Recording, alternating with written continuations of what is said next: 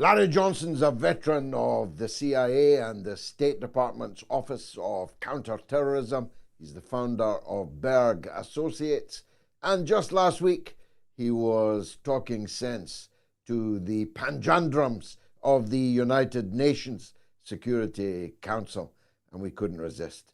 We had to get a second opinion on the events that are going on now in the world. Larry, first of all, tell us what it was like at the United Nations. Were you well received? Tell us the essence of the message you delivered there. Sure. I was well received. I was, in fact, seated next to the British delegation. Initially, just a young woman was seated in the chair, and then the British representative finally showed up. To his credit, unlike his disaster of a colleague from France, the British ambassador started off his remarks by thanking all of the briefers, which included me. I didn't even get thanks from my own country's representative. But apart from that, I was extremely well received by the Russians, by the Chinese, by the Algerians, representatives of Mozambique, Sierra Leone, even the representatives of Ecuador, Korea, and Japan were not dismissive. And the thrust of my message was, look, I've been involved with international money laundering investigations, with international criminal investigations surrounding the downing of Panama 103.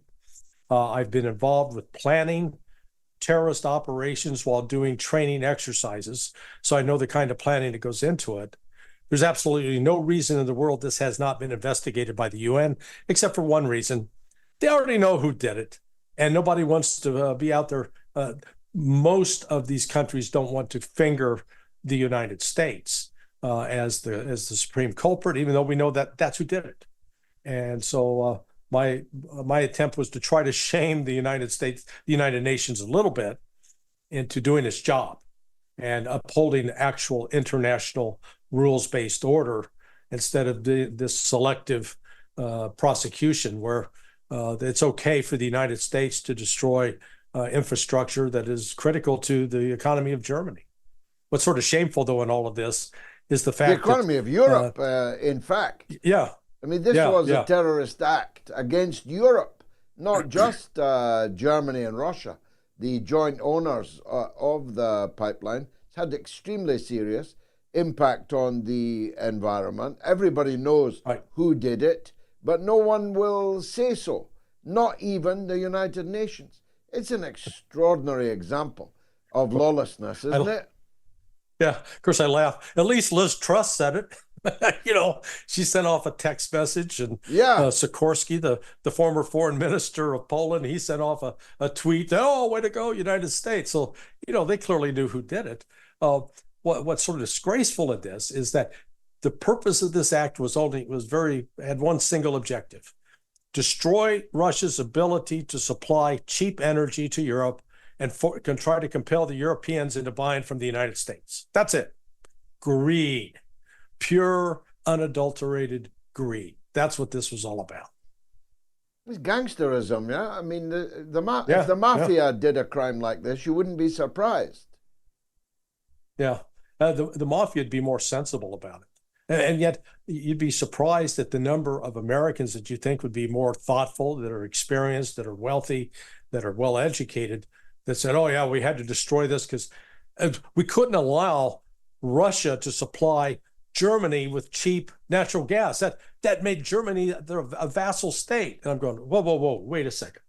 I thought this whole international economic theory about free trade operated on the principle that you try to pay the lowest price for a commodity, not the highest price, and that you don't punish a country for being successful and producing something at a lower price. Good God, what are we talking about? Then what they wanted is traditional mercantilism that's based upon monopoly. Yeah, absolutely.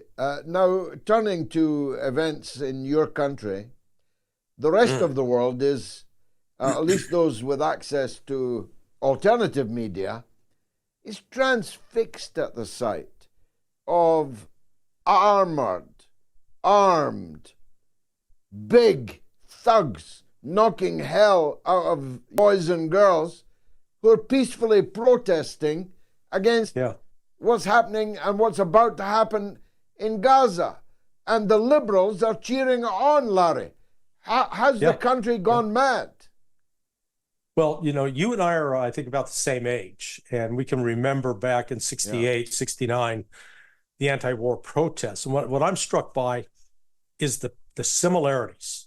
Because back in 68, 69, when these anti-war protesters were coming out, they were being dismissed as outside agitators. They were under the control of foreign organizations, and that their message was illegitimate. But the reality was their message was exactly right.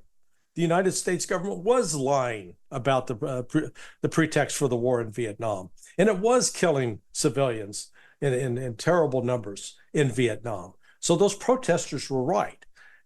Whether or not there was outside organization or agitators, the message was correct.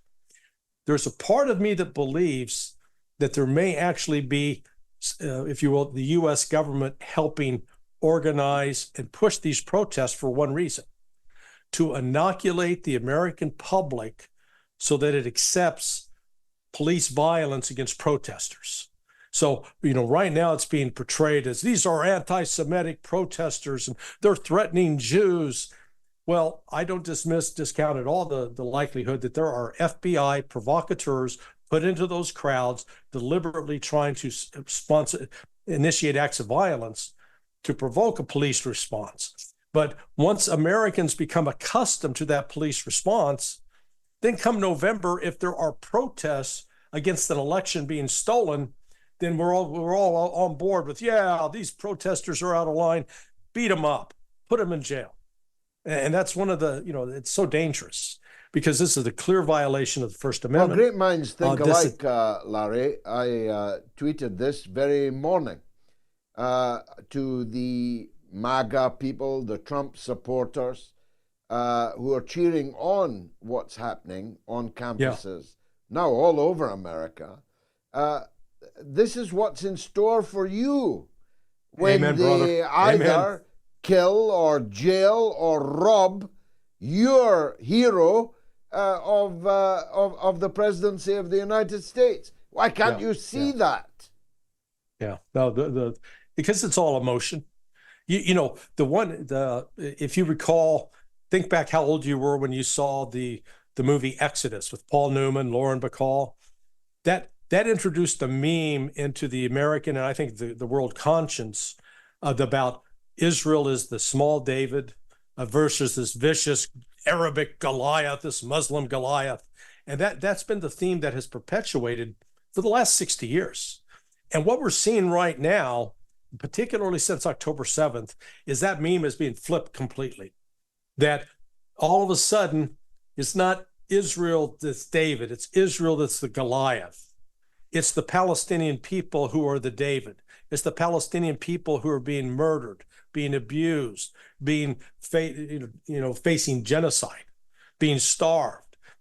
Everything that used to be, Israel being the persecuted ones, they're the ones persecuting. They're the ones doing the killing in disproportionate amounts. And the numbers bear that out. They always want to talk about Hamas being the terrorist state or the terrorist organization. Yet when you go back and look at all of the terrorist attacks attributed to Hamas since 2000, it numbers something around 1,500. And the majority of those attacks are against military or police targets, not against civilian targets.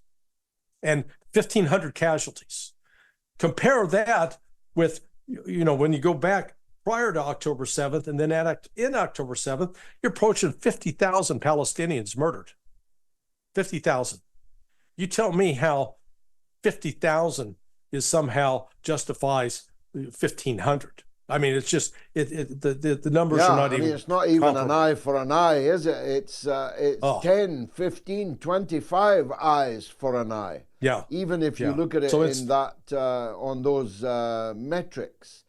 Now, here's a question for you as an expert in the corridors of power. It was Scott Ritter's view that the ICC are not really considering a warrant for the arrest of Netanyahu, that this has actually been got up by Netanyahu himself to inveigle himself in Washington, where, of course, there's a very large amount of skepticism and inbuilt hostility to the ICC. Right. Do you think there is going to be a warrant for the arrest of Netanyahu? No, I'm doubtful of that. But we are seeing, I think today Turkey finally announced it was joining South Africa's case in the ICC against Israel. So I think that's significant. That shows at least in the past, Israel is sort of an ally of Turkey or vice versa. And now Erdogan, facing, political defeat at home, he's come to his senses and recognizes he can't continue to collaborate with Israel. But I think Scott's right. Some of this is contrived. It gets to put Netanyahu in a position to be maybe a more sympathetic figure. But let everybody understand one thing. If Netanyahu fell over dead tonight, gone tomorrow, it's not going to change Israel's policy one iota, because the 78% of the Israelis support killing the Palestinians, exterminating the Palestinians, ridding Gaza of Palestinians. So, people shouldn't kid themselves that this is somehow just a policy of a crazed Netanyahu. Bibi Netanyahu he's just a symptom of a far deeper sickness. Now, we were talking earlier, Larry, about the dichotomy that will crystallize in November. You choose Trump or you choose Biden, or the deep state decides what you chose. However it's worked out. But isn't that the same in America as it is in Britain, as it is in Israel? That both parties actually stand for exactly the same things. It's like two cheeks of the same ass, tightly clenched together, inseparable. Yeah. We need some Americanized versions of George Galloway over here. I congratulate you on your triumph in your election, trouncing both the Tories and Labor. And unfortunately, we don't have that kind of movement yet in the United States. Both parties, you correctly note, they're corrupt. And even if Trump wins, I don't think it's going to bring about a shift in the policy towards Israel. It will bring about a shift in the policy towards Ukraine. That's a step in the right direction. Yeah. And it will bring about a change with respect to China. So from that standpoint alone, I think Trump will at least be able to walk America back from the precipice of nuclear disaster. But the number of Americans. I agree with that. I agree with that, and for that reason, and that reason alone, Larry, I'm hoping that Trump prevails, because it will at least mean that the danger of a nuclear confrontation over Ukraine will swiftly end. In fact, I expect that Trump will go through the whole Ukraine portfolio like a dose of salts, because the corruption of the Biden crime family in Ukraine, if exposed, could finish the Democrats as a political force. So how's that going? Is it looking more likely than not that Trump will win? And will the deep state let him win? The deep state's going to do everything in its power to thwart him. That is true. But at least Trump now recognizes, and his campaign team now recognizes, that the Democrats are likely to cheat. They were extremely naive in 2020. They never imagined that the Democrats would cheat on the scale. And they also didn't realize that some Republicans had also been involved in that kind of cheating, such as I believe the governor of Georgia, Ryan Kemp, was one example. So what they're now have got a team of lawyers. If you go back to 2020, in the immediate days after that stolen election, Trump did not have one organized team to attack it. It was spread out about 3 or 4 different groups. Sidney Powell was doing her thing, Rudy Giuliani doing his thing. It was ridiculous. It was not organized. So they've addressed that. They've now got lawyers lined up, ready to go, already 6 to 8 months out. That's the first step. The second step is groups like the Heritage Foundation have taken on the task of getting a government organized, ready to go. So that, because when Trump ran in 2016, the guy who became famous on television for, hey, you're fired, he was terrible at hiring people, hired some of the very wrong people you could. And so the Heritage Foundation is moving in to try to correct that, to have some qualified people that would support, let's call it the American First agenda, where America tries to take care of its own social needs and problems here at home before we go out and try to lecture the world on how to fix itself. Amen. Let's hope that comes to pass. Any word on a running mate yet, Larry? No, he's kept that a secret. I don't think it's going to be anybody who's currently a member of Congress or Senate, simply because they need every one of those bodies in for the numbers come November. I think it'll be probably a governor, somebody from outside. Tulsi Gabbard, the former Democrat member of the House of Representatives, but something of an independent. She's been mentioned. I think she would be an attractive choice, but apart from that, no word.